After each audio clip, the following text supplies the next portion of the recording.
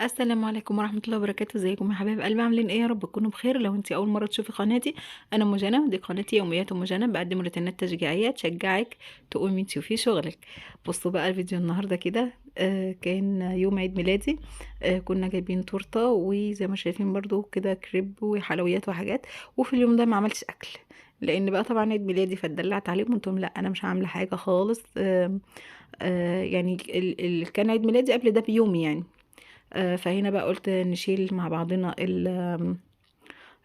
مكان التورته والاطباق اللي بوظناها والاكل بتاع اللي قبلها بيوم يعني. لاني في اليوم ده بقى لا غسلت مواعين ولا طبخت ولا عملت اي حاجه. تمام. كان عندي من قبلها طبعا لسان عصفور وحاجات من دي متبقيه متاكلتش. انا في اليوم ده المفروض ان ابو جنى عنده دور برد كده، فقلت اعمل له ايه؟ حاجه تكون خفيفه على معدته. نعمل شوربه خضار كده خفيفه، وجايبه فرخه بلدي. نسلقها كده برضو، مش هنحمرها، بحيث ان هي تبقى خفيفه كده يشرب شوربتها، حاجه تسنده يعني. ونعمل جنبهم برضو شويه رز عشان البنات يعرفوا ياكلوا. آم، عملت بقى كوبايه كركديه جميله كده، وقلت نقعد كده نشربها واحنا شغالين. ومشغله برضو جنبي حاجات على التلفزيون تسليني، وقلت ابتدي بقى ايه، اصور معاكم. بيني وبينكم والله انا كنت هعمل الحاجات دي يعني من غير ما اصور، بس قلت برضو يلا ايه، نصور فيديو حلو مع بعض نتشجع بيه. وخصوصا النهارده الحمد لله ما فيش كركبه، الرخامه فاضيه. هي بس عشان علبه التورته كبيره فواخده الرخامه كلها، لكن ما فيش اي كركبه ولا اي حاجه. هنا هشيل اللي اتبقى من التورته واحطه في التلاجة، وارمي العلبه الكرتون بتاعتها لانها واخده مساحه كبيره وعماله بقى يتوسخ مكانها، يعني اللي نزل منها على الرخامه ده لزق فيها. فبيحتاج معايا برضو، ولما جيت اغسلها احتاج معايا دعك، وكل ما حد يعدي يمسك الكرتونه ايده تلزق وحاجه يعني. قلت بقى اشيل الدنيا دي. برضو ما كانش عندي مواعين اللي هي كتيرة قوي يعني، اللي هو بس ايه، بتاع الاكلة اللي قبلها، غدا اليوم اللي قبلها يعني. واماكن الاطباق اللي احنا حاطين فيها التورته. ده برضو القراطيس الكريب واكياس الكاتشب والحاجات اللي كانوا جايبينها، طبق الحلويات اللي كانوا جايبين الكلام ده. اليوم كان عدى كان جميل صراحة ولطيف، بس انا كنت حاسة إن أنا كسلانة شوية، اللي هو ايه، انا مش قادرة اعمل حاجة. فقلت لهم لا فرصة بقى، هو عيد ميلادي بقى ما اعملش حاجة، انا بقى مش هعمل وانا هتدلع. بس بيني وبينكم والله العظيم انا فعلا اصلا كنت تعبانة في اليوم ده. فاللي هو ايه، ان جالك الغصب خده بجميلة يعني. بس لما بتبقى برضو ايدك في الحاجة بقى، الحاجة بتنضف على طول بسهولة يعني. مثلا ايه، الحمد لله الرخامة مش مكركبة، ولا موجود مثلا عليها مواعين كانت مغسولة ومتصفية، لا الحمد لله متشالة. مش محطوط عليها حاجات، الدنيا مش مكركبة قوي في المكان. الارض برضو مكنوسة وممسوحة ومفروش فيها السجادة، فمش هنكنس النهاردة الحمد لله ولا نمسح. مش كل يوم بنعمل كده، بنعمل مثلا بكنس وامسح المكان كل يومين ثلاثة مثلا، لما الاقي في حاجات من على الرخامات وقعت على الارض يعني وبهدلت الدنيا. لان ايدي فيها على طول، ولو في حاجه وقعت مني بشيلها على طول يعني، علشان ما تتفعصش لان معظم اللي بيقع مني وانا في المطبخ اكل او بواقي اكل او كده، علشان ما تتفعصش في السجاده وتلزق فيها. فاول باول كده بشيله وبنضف، لو حاجه مستاهله التنظيف بعمل، لو حاجه عايزه تتمسح حاجه عايزه تتكنس بعملها. فاللي هو مش هشيل سجادة واكنس الا لما يكون المكان محتاج يعني. فالنهارده بقى قلت ايه، هنلمع كده. بصوا المفروض اصلا الرخامه كانت نظيفه، بس عشان مكان التورته لزق. فقلت ما يلمش نمل، وفي نفس الوقت الحاجه ما تلزقش تنشف عن كده تلزق اكتر يعني. وصديقي شفت هو محتاج دعك، كان محتاج دعك عشان يطلع. فقلت لا ما بديهاش، اللي هو الكراميل والحاجات اللي كانت بتبقى على وش التورته من فوق بتلزق. بتلزق لما بتنشف بتلزق اكتر. تمام. واحنا بقى واقفين بنعمل ايه، بنغسل المواعين، هنبتدي نحط الحاجات اللي هينفع تاخد وقت في السوا، زي مثلا الفرخه البلدي بتاخد وقت في السوا شويه عن الفراخ الوزاره. فهنحطها الاول. انا كنت في الوقت ده حاطه لها ميه تغلي، وقلت على ما الم الكركبه تكون الميه غليت. وفعلا الميه غليت، وقلت بقى اسقط انا كده هنا فرشت الاول ايه الفوطه عشان هصفي عليها المواعين. تمام. هنسقط بقى الفرخه علشان تستوي، هنحط بقى في الميه بتاعتنا التوابل بتاعتنا، توابل الخشنه بقى اللي هي قرفه خشب وورق لوري وحبان وحاجات من دي. وفي بقى توابل ناعمه دي اللي بيكون فيها مرق الدجاج والاطعم الحلوه بتاعت الشوربه. وفيها كذا حاجة يعني مطحونة من الحاجات بتاعة الشوربة. انا بصراحة عندي بتدي طعم حلو وريحة حلوة قوي للشوربة فبحطها يعني. هبقى سقطت بقى طبعا الفرخة دي، شايفين هي نازل منها دهون قد ايه. وكان عندي بقى كيس كبد وقوانص ورجول فراخ، فقلت لقيته واخد مكان يعني في الفريزر، محتاجة افضي مكان في الفريزر، فقلت اطلعه بالمرة بما اني كده كده هعمل فراخ يعني، وهو يسند مع الفرخة شوية. هنا بقى كده كنت حطيت الفراخ تستوي وسبتها براحتها، وقلت بقى ابتدي اقطع الخضار بتاع شوربة الخضار. عملت لنفسي كده كوباية كركديه جميلة، وقلت ايه حاجة تدفيني كده وانا بتسلى، وطبعا مشغلة التلفزيون جنبي حاجة تسليني. وابتديت واحدة واحدة كده ان انا افرط البسلة. طبعا مش هحتاج الكمية كلها بتاعة البسلة اللي عندي، لان هحط معاها حاجات كتير، هحط كوسة، هحط بطاطس كده يعني، وجزر. فقلت ايه اخد شوية صغيرين، انقي منها اللي هو ممكن يبوظ، علشان اللي يتركن عندي في التلاجة يتركن سليم، لو قعد شوية ما يبوظش يعني. فابتديت ان انا انقي منها اللي هو ممكن يبوظ يعني. القشرة بتاعته من بره، لكن هي البسلة من جواها سليمة يعني. لكن هي لو القشرة اتبهدلت طبعا البسلة من جواها هتبوظ. فقلت بقى ايه نلحقها كده وننقي منها اللي الكويس يعني واللي ينفع. وبعد كده قشرت الجزر بتاعها وخرطته برضو. الحاجات دي كلها تتحط على مراحل. البسلة الاول لانها بتاخد وقت في التسوية، وبعد كده الجزر، وبعد كده البطاطس، والكوسة دي في الاخر خالص، لان التسوية بتاعتها هي ما بتحتاجش تسوية خالص، بتستوي بسرعة قوي. انا كنت مطلعه طماطم، قلت بقى احط معاها كده تبقى حمرا وبتاع، بس رجعت في كلامي بصراحه بعد ما ضربتها في الخلاط، قلت لا هتبقى عامله زي الطبيخ وهتبقى تقيله، وانا مش عايزاها حمرا ومش محتاجين فيها طماطم، فخليها كده ايه، هو شويه خضار وشويه شوربه كده. انا عاملاها كمان بشوربه الفرخه البلدي دي، ما رضيتش احط معاها مرقه دجاج كمان ولا اي حاجه صناعيه. انا عاملاها عشان كان ابو جنى عنده دور برد كده، واخده كمان في معدته، فقلت حاجه تبقى حنينه شويه على المعده، وفي نفس الوقت حاجه كده ترم عظمه يعني. الشوربه بتاعتها تكون شوربه غنيه كده يعني وتقيله، والفرخه كمان البلدي كده حاجه حلوه، ويعني ايه مفيده شويه عن الفراخ الوزاره. وبرضو اكيد هتفضي عندي مكان في الفريزر يعني. تمام. آم، يعني انا هنا كده خلصت البسله وخلصت الجزر، وكمان حتى لما عملت الطماطم ولقيت نفسي ان انا خلاص مش عايزاها، فقلت لا خلاص هحطها كده في كيس في الفريزر. دلوقتي الطماطم رخصت برضو، كنت عايزه افضي مكان في الفريزر، عايزه اعمل شويه صلصه حلوين ينفعوني بقى لما الطماطم تغلى. الجو لما يبرد قوي الطماطم هتبوظ يعني الزرع هيبوظ في الاراضي الزراعيه وكده، لان بيقولوا بينزل عليها جليد او حاجه بتبوظها. فقلت نلحق نفسنا كده نعمل لنا شويه صلصه عشان لما تغلى. فبفضي دلوقتي اي مكان في الفريزر عندي، اللي هو اي حاجه بطلع يعني، بطلع من اللي عندي عشان افضي شويه مكان، لو حاجه رخصت شويه نجيبها يعني. الموسم ده برضو موسم بيرخص فيه حاجات كتير. ربنا يا رب يخلي الاسعار كلها ترخص عشان الناس كلها تعرف تاكل اللي نفسها فيه يعني. ابتديت بقى ان انا يعني ايه، قلت الصراحه الفرخه البلدي دي انا مش مقطعاها، حاطاها سليمه زي ما هي، محطوطه في الفريزر كده، رجليها واقفه لي لفوق كده، الورك واقف لفوق كده يعني، فواخده مكان في الفريزر. قلت اطلعها نستفيد منها برضو يعني، وفي نفس الوقت ايه افضي مكان في الفريزر. فرحت جايه برضو الطماطم دي بعد ما خلصت كده وانا شغاله، لقيت نفسي مش هحطها، رحت جايه مفضاها في الكيس وحطها برضو على طول زي ما هي، ما عملتش صلصه بقى ولا عملت حاجه يعني، ما سبكتهاش ولا الكلام ده. هي تطلع في يوم بقى في اكله انا هعملها، مثلا هعمل شويه طبيخ ولا حاجه، احطهم في قلبها كده يحمروها، و يعني ايه كاني ضربتها، كاني لسه ضرباها يعني، اللي هو ايه بتوفر عليا مثلا وقت ضربها، اللي هو انا مستعجله وعندي اكله وبتاع عايزه اعملها، فبروح كده مطلعه الايه الطماطم كده.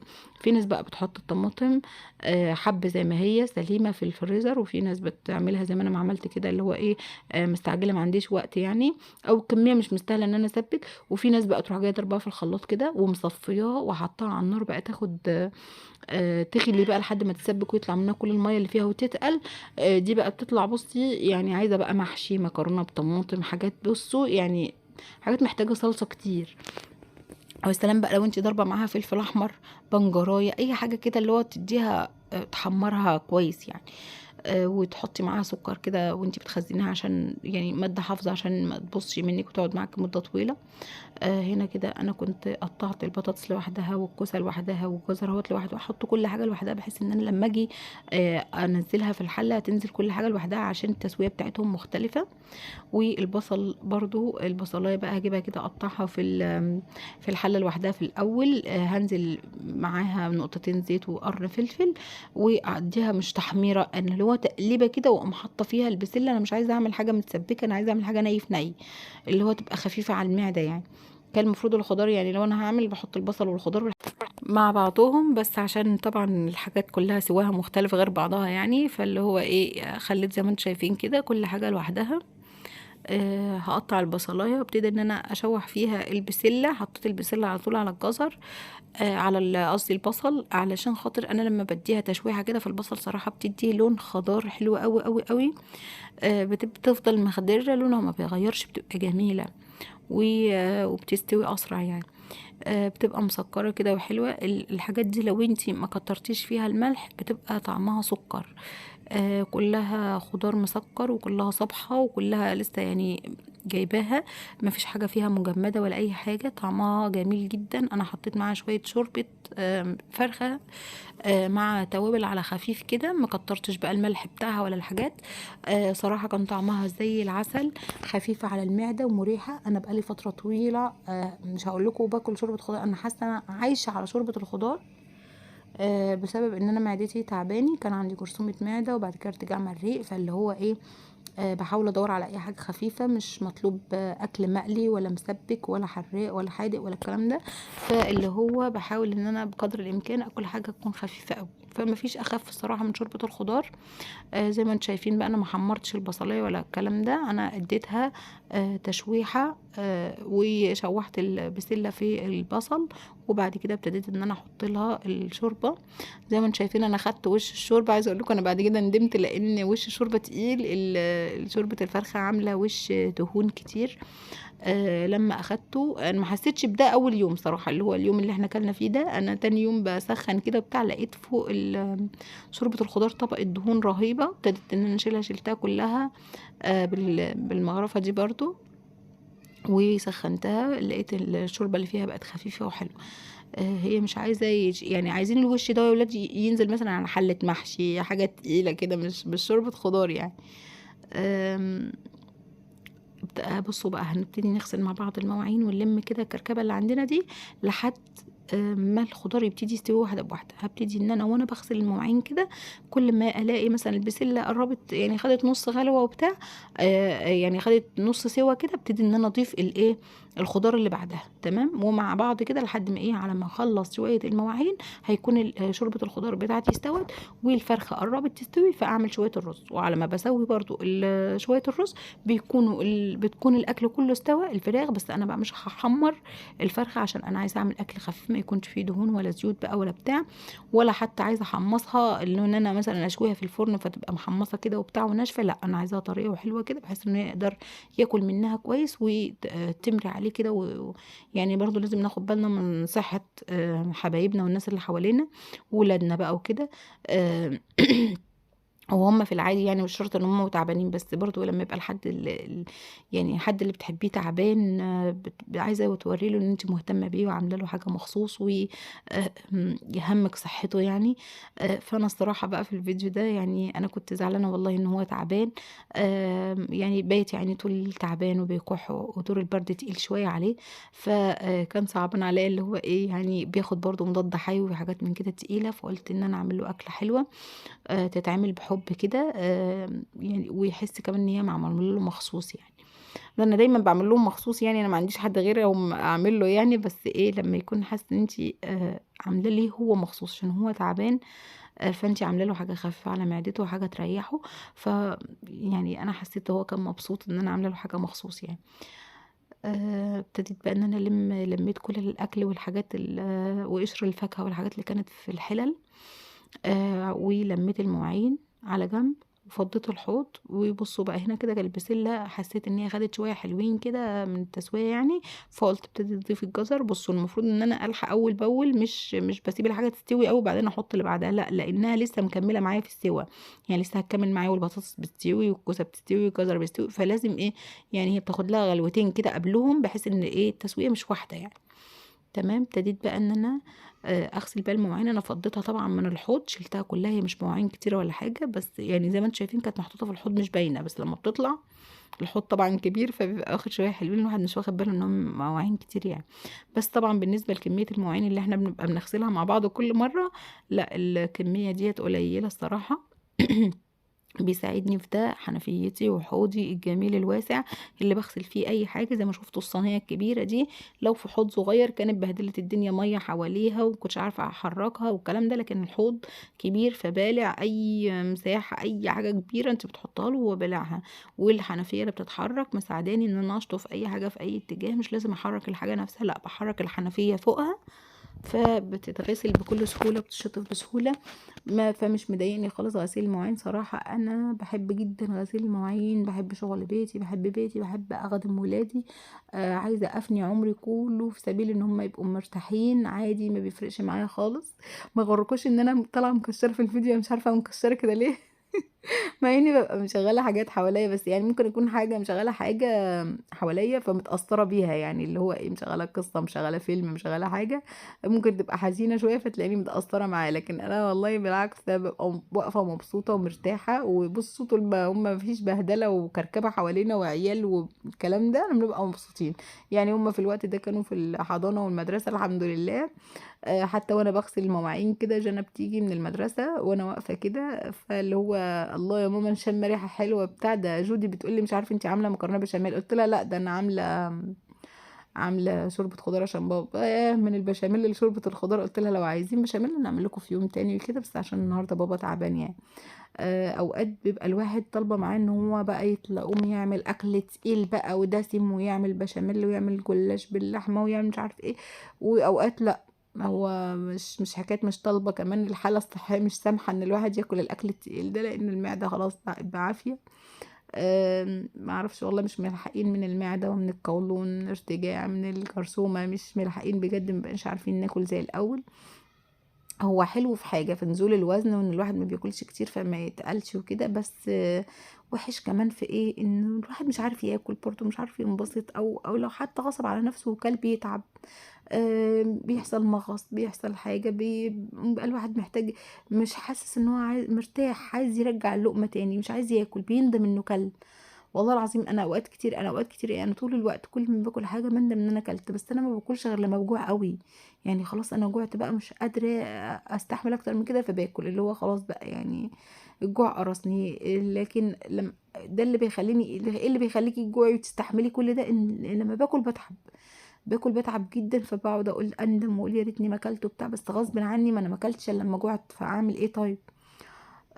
مش عارفة ده بقى بحُكم السِن والّا بحُكم إيه والله، بس الواحد قبل كده كان دايس جامد في الأكل وكان بياكل وكويس وكان وزني يعني بُصّوا كنت 110 كيلو، فدلوقتي الحمد لله يعني 75، ما يغركوش هدوم الشتا كده، هدوم الشتا مزوّدانا حبّتين والتصوير بيزوّد برضه حبّتين 3، بس الواحد يعني لأ نزل كتير، أنا نزلت 35 كيلو فكتير جدًا يعني. آمم هو دي يعتبر الحسنة الوحيدة اللي حصلت لي من موضوع التعب ده وإن أنا عييت وكده. بس غير كده لأ، التعب والألم وحتّة إنِّك مش عارفة تاكلي ومش مرتاحة ومش مبسوطة ومش مرتاحة في الأكل وفي الحاجات الدافية اللي بتتشرب، ولا مرتاحة في الحاجات الساقعة، ولا مرتاحة في مش ما فيش راحة، في وجع طول الوقت. أعمل أكل خفيف أتعب، أكل تقيل أتعب، مش مرتاحة خالص، أقضّيها أدوية، كتر الأدوية بيتعب المعدة برضه، والله الواحد يا ولاد مش عارف يعمل إيه، بس يعني والله مهمًا كان زمان الواحد كان بياكل مبسوط ومرتاح، بس يعني كان الانبساط الوحيد في إن الواحد بياكل اللي هو عايزه، لكن الأكل برضه كان بييجي وراه ندم يعني، ما كانش أكل كده وخلاص، كان الواحد بيندم إنه كَل، لأ أنا عايزة أعمل دايت، وزني زاد، مش عارف إيه، وأقعد بقى أبطّل نَفَسي، مش قادرة آخُد نَفَسي، مش قادرة أتحرّك، مش عارفة ألبس، شايلة الهَم طول الوقت، أنا عملت دايت شوية بازهق وارجع تاني، وإن خسيت 5 كيلو بارجع أزيدهم 10. هنا كانت جانا جات بقى وقفت معايا، كانت لسه جاية من المدرسة، بس الواحد بقى يا ولاد كان شايل الهَم في حتّة موضوع الدايت ده إن أنتِ بتبقي مُجبرة إن أنتِ تاكلي أكل معيّن ومحرومة من أكل كتير، وكمان إيه بقى، يعني يا ما بتنزليش، يا بتنزلي شوية بترجعي تزيديهم تاني، يا بييجي عليكِ أسبوع، 2، 3 بالكتير شهر بتزهقي عايزة ترجعي تاني تاكلي، بترجعي بقى محرومة من حاجات كتير فبتفتحي في الأكل، لأ الدنيا بتبوظ. فكان الواحد بقى بُصّوا يعني أي نعم بياكل اللقمة بس بياكلها عارفين اللي هو متسمم وهو بياكلها، متضايق ودمه محروق وييجي حد مثلًا يتكلم قدامِك على الدايت، والّا تيجي واحدة خسّت بقى وفرحانة بنفسها، والّا ييجي حد مش عارف يقوم يضايقِك بكلمة ده أنتِ ضربتِ، ده انت تخنتي، ده انت عملتي. ما حدش بيسمي يقول ما شاء الله، ما حدش عارف ايه، زي ما يكون حد بقى فاهمين اللي هو اتنظر بقى، انت الوزن زايد قوي بتاكلي اللي نفسك فيه بتعملي، فحد رزع كلمه ولا حاجه ملهاش لازمه، فالواحد من ساعتها لا بقى ياكل ولا بقى يشرب ولا بقى عارف يعمل. والمشكله كمان الوزن لما بينزل بعيا وامراض وكده، يعني ما بيبقاش فيه صحة، ما بيبقاش الواحد مستحمل حاجة، بقى الواحد تعبان. مش مثلا بقى الواحد خس بقى وهيلبس ويخرج ويجري ويتنطط وفرحان ومبسوط، لا ده الواحد تعبان وحالته يعني ربنا اللي عالم بيها. فاللي هو يعني لما حد يشوف حد سمه، يا جدعان والله العظيم مش هتخسروا حاجة، ولا مش هتموتوا منفجرين لما تسموا على الناس. يعني سموا قولوا بسم الله ما شاء الله، وقولي انت ما تعرفيش ظروفها ايه. طب انت ما تقولي لها خستي ولا انت ضربتي ولا ايه، يعني هي مش واخده بالها من نفسها في المرايه. يعني انت لما بتروحي تقولي لحد انت وزنك عالي، هي ما هي شايفه وواخده بالها والله، وبتحاول ومش ما بتحاولش، في ناس كتير بتحاول ومش عارفين يعملوا. فما يعني خلي نصيحتك لنفسك، وقولي كلمه حلوه للناس اللي حواليكي، وسمي. يعني الناس ما بيبقوش محتاجين ان انت تقعدي تنظري عليهم، الناس محتاجين كلمة حلوة. وخليكي لطيفة كده، ويعني ما تبقيش فظة في الكلام كده. يعني الرسول عليه الصلاة والسلام ربنا قال له ولو كنت فظا غليظ القلب لانفضوا من حولك. يعني الكلام كده بيجي باللين ده لو انت مضطرة يعني تنصحي. ما تنصحيش حد ما طلبش نصيحتك، يعني ما طلبش نصيحتك ما تنصحيهوش ولا تقولي له كاني ولا ماني. سيبي الناس ماشية زي ما هي ماشية، وكل واحد عارف مشكلته فين وعيبه فين والحلو بتاعه فين والوحش فين. الناس شايفة عيوبها اكتر ما شايفة الحاجات الحلوة اللي فيها. كل واحد بيقف قدام المراية عارف ايه اللي مش حلو فيه. يعني ممكن تكوني انت شايفه الحاجه دي حلوه فيه، هو شايفها وحش، فشايف الوحش بتاعه اكتر من الحلو. تمام. الناس بتشوف الحلو بقى اللي في الناس اللي قدامها، مش بتشوف الوحش. بيشوف مثلا لو ناس حوالينا وبنبص لهم بنبص لهم بحب، قد ايه احنا بنحبهم، قد ايه ما نستغناش عنهم، وقد ايه شايفين الوحش بتاعهم حلو. هم يبقوا شايفين الحاجه وحشه واحنا نقول لهم لا والله ده جميله ده حلوه ده مش عارف. فخلي كلامك حلو وذوقك، كلامك ذوق مع الناس، وخليكي طيبه وخليكي محبوبه، والناس تحب كلامك وتحب تقعد معاكي. لان الناس والله العظيم ما مستحملين. الناس يعني فيهم اللي مكفيهم اصلا ماشيين بالعافيه. فخليكي كده تشوفي حد الله ده حكيتك حلوة، الله ده انتي مش عارف ايه جميل، الله ده قعدتك ما يتشبعش منها، الله انا بستفاد من كلامك والله. خليكي دايما يعني مش شرط تشكري في الحد في جماله وقد ايه حلو وقد ايه مش، لا، كلمة حلوة بتفرق، ضحكتك حلوة، كلمتك حلوة، قعدتك حلوة، مش عارف ايه. خليكوا لطاف كده مع بعض يا ولاد، وخليكوا كويسين. والله العظيم احنا قابلنا ناس كتير قالت لنا كلام وحش سد نفسنا وجع قلبنا والكلام بيعلق مع الواحد وبيفضل وجع قلبه، وكل ما يبص في المرايه يفتكره في يعني، وكل ما يشوف خلقتك مش وشك، كل ما يشوف خلقتك هيفتكر انك انت ضايقتيه وانك انت قلت له كلمه حلوه، كلمه وحشه في وقت هو متضايق فيه. انت ما تعرفيش اللي قدامك ده بيبقى مبسوط ولا متضايق، ولا بيبقى قابل الكلام ولا مستقبل ولا لا، ولا حالته النفسيه تسمح انك تقولي له كلمه زي ديت ولا لأ. فاهمين؟ فخليكي دايما لطيفة في الناس. احنا بنبقى عايزين ناس لطيفة زي كده في حياتنا، احنا محتاجين ناس حلوة وكلامها حلو. هنا كنت خلصت المواعين زي ما شفت، الرخامات نطفت، الحوض المواعين اتصفت، وهنا برضو كان الخضار خلاص بقى الجزر والبسلة يعني. نحط بقى البطاطس وخمسة كده، وهنحط الكوسة، واول ما هتستوي هنشيلها. هنعمل بقى الرز. احنا هنا كده زودنا الشوربه عشان احنا هنزود بطاطس وهنزود كوسه، فمحتاجين شويه شوربه حلوين. انا ما رضيتش احط عليها ميه، فقلت برضو ايه خليها كلها شوربه عشان يكون طعمها حلو. وزودت بقى الشوربه ميه علشان خاطر لما اجي اسقي الرز يكون فيها شوربه حلوه. شفتوا يا ولاد بعد ما احنا شلنا كل من اللي شلناه ده منها، ولسه برضو ما شاء الله الوش بتاعها تقيل، كل شويه اضغط عليها اشوفها استوت ولا لا، واديها تقليبه على الجنب التاني. وهنحط بقى شويه الرز والشعريه، وهنعمل رز ابيض. انا دايما بعمل رز ابيض عشان انا جوزي بيحبه ابيض، لما بعمله محمر هو ما بياكلوش. انا بحبه محمر جدا، بحب حبه وحبه وبحب كده يعني. بس هو ما بيحبش الا الرز الابيض، حتى الرز البسمتي ما بيحبوش. احنا بنعشق الرز البسمتي والله يا ولاد بنحبه جدا، بس هو ما بياكلوش. هنا بقى كنت جبت التورته الباقيه يعني من الباقي من التورته، وقلت ايه اصبر نفسي كده على ما الاكل يستوي، لان ايه انا لسه بعمل الرز والفرخه البلدي تاخد وقت كبير جدا في التسويه. فقلت يا بنت خد لك تصبيره، وانا بحمر الرز كده. وقلت بقى ايه انا بحمر الشعريه، غسلت الرز وحطيته جنبي، وعلى ما الرز ما ينعمل انا برضو هنا نزلت بالكوسه في الخضار، في شوربه الخضار. كده خلصنا كل المكونات بتاعه شوربه الخضار دي وخلصتها، اسيبها تستوي. الشعريه تتحمر، احط الرز واجمع بقى، احط شويه الصلصه اللي احنا عملناهم في اول الفيديو لو انتوا فاكرين. الصلصه اللي احنا ضربناها في الخلاط هحطها بقى في كيس واحطها في الفريزر. روتين النهارده الحمد لله ما فيهوش كركبه كتير، ما فيهوش شغل كتير، يا دوبك غسلنا المواعين وعملنا الاكل، ما بهدلناش الدنيا الحمد لله. الدنيا عندي مش متبهدله، وما كنتش آم، يعني ايه سايبه الدنيا نظيفه بقى كده وحلوه، ومخلصه شغلي، وما اشتغلتش قبلها بيوم بقى، ما عملتش اكل وارتحت لي يوم كده وبتاع. قلت بقى ايه، خلينا في الحاجه والباقي. انا هعمل لكم روتين جامد جدا ضرب نار في غسيل البوتاجاز المحروق ده، عشان ما حدش يقعد بقى يتريق على بوتاجازي ويتكلم هن البوتاجاز محروقه مش عارف ايه. لا، انا عندي البوتاجاز فيه دهون كتير من الازاز بتاعه، والرخامه اللي جنب البوتاجاز دي على طول. والفرن عندي حطيت فيه شويه بطاطا كده يتشووا، فسابوا يعني كانوا بينزلوا الميه بتاعتهم كده وبتاع، بتطلع تاني على الصاجة، يعني النار تطلع على الصاجة تحرق فيها، فالصاجة محروقة والشبكة مليانة دهون من كتر ما انا بحط عليها الطاسة بتاعت الآلية بركنها عليها، فهي فيها دهون كتير. فعندي الدنيا متبهدله في البوتاجاز، والحيطان اللي حواليه برضو عايزه دعكه حلوه، والشفاط اللي فوقهم ده بقى الدهون بعينها. يعني كل ما اجي مثلا اسقي شويه رز زي دول، يقوم طالع بقى الدخان بتاعهم ده بقى، طالع بقى بالشوربه بالبتاع في الشفاط، فاللي هو الشفاط فوق البوتاجاز على طول، فلامم كميه دهون. وازاز البوتاجاز زي ما انتم شايفين كده برضو ابتدى يصفر. هو المفروض ابيض فاتح كده زي السيراميك بالظبط. فاللي هو بقى ايه، عايز دعكه محترمه وروتين. بصوا هعمل لكم فيه حته فيديو، الناس اللي عايزه الفيديوهات الكبيره على ما اعتقد ده يبقى اكبر فيديو عندي في القناه. يعني عايزه اقول لكم البوتاجاز محروق مفحم فهنعمله مع بعض كده واوريكم انا بعمله ازاي وبنضفه بايه. استنوا بقى، الفيديو ده هيبقى فيديو نار.